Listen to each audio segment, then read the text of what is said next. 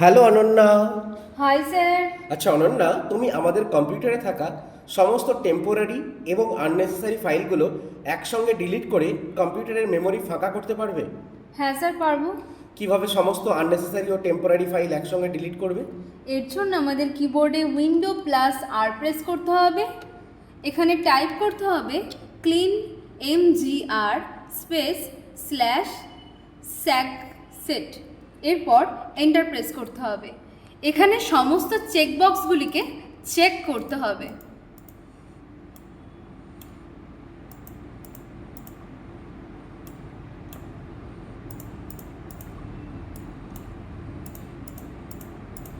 এরপর এখানে ওকে অপশানে ক্লিক করতে হবে। তাহলেই আমাদের কম্পিউটারে থাকা আননেসেসারি ফাইলগুলি ডিলিট হয়ে যাবে এবং মেমোরি অনেক ফাঁকা হয়ে যাবে। বাহ, একদম ঠিক বলেছো। Thank you sir. ওয়েলকাম।